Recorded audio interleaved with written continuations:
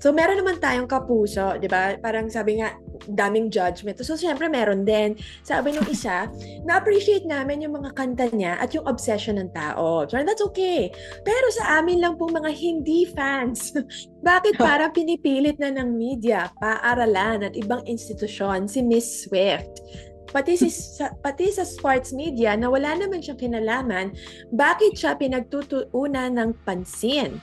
Pati nga mga paaralan nag-o-offer ng kurso o subject, hindi ka tinuloy, pero ikaw yata to.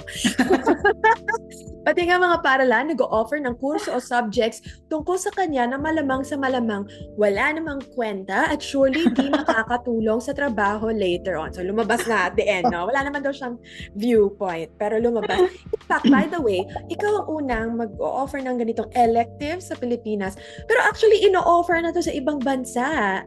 Diba? Ako naman parang, diba, kung UP tayo and then we are considered as, diba, the university here in the Philippines na, I mean, like, this is like really the place to offer a course. So, ano yung mga misconceptions? Kung meron ka pang hindi na i-clarify earlier, di ba? Parang may mga misconceptions ba sa course or elective na ituturo mo? Para doon sa mga taong hindi nila maintindihan, bakit ba yung kailangan tuunan ng pansin? Ako, as someone who has studied for so long also,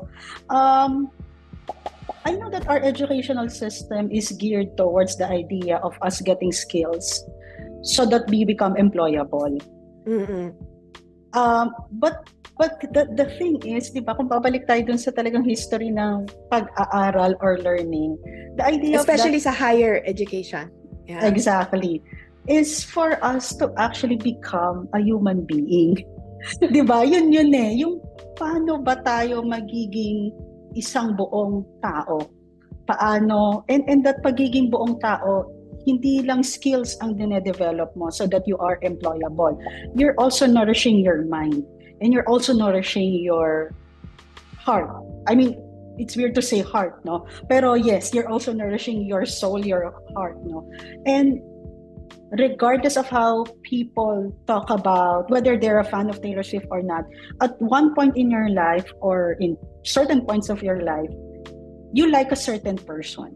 And that certain person gave an art, di ba? A kind of an art, no? That nourishes you and that kind of sustains you. Lagi pag inisip natin, no, the way that we, for example, look at celebrities, look at media, na parang ang baba niya, no. Pero like balikan natin yung nangyari ng pandemic. Kung wala tayong napapanood, kung wala tayong napapakinggan, I don't imagine how we'll survive. Mm-mm. They were the lifeline. They were our sanity lifeline when we were very much isolated. We binge watch a lot of stories. We listen to a lot of music. These are done by celebrities, no? And that nourishes a part of us, no? So parang para sa akin, mahalaga yon sa pagtuturo, mahalaga yon sa pag-aaral. And siguro kung nung bata ako may mga ganitong kurso, I would have really, really loved studying because there are things that can be articulated using products of popular culture, no? Mga musika, kanta, kalabas sa TV, no? So sa akin very, very important yun, no? Yung idea na hindi lang naman tayo nabuhay para magtrabaho.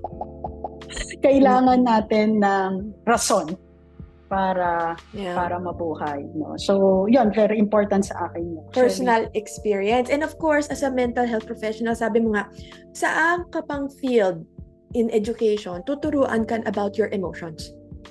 How to get in touch with your emotions, paano siya i-handle, paano siya gamitin, paano ka makinig sa sarili mo. Yes. Ito yung art, ito yung role ng art. Yan. Paglalaban ko na ang arts and humanities and social sciences, right? Kasi yes. Yung iba parang technical skill na lang. That's true. Yeah. Pero imagine mo, emotionally stunted technical professionals. Diba? Exactly. Hindi ibig sabihin kailangan si Taylor Swift ang magturo sa atin. Definitely, yes. Pero if you can find something, diba, that speaks to you, na naiintindihan mo, ganun pala yun. Pinagdadaanan din ng iba at malalampasan din. Marami akong mga naging pasyente na talagang it's been, Oo.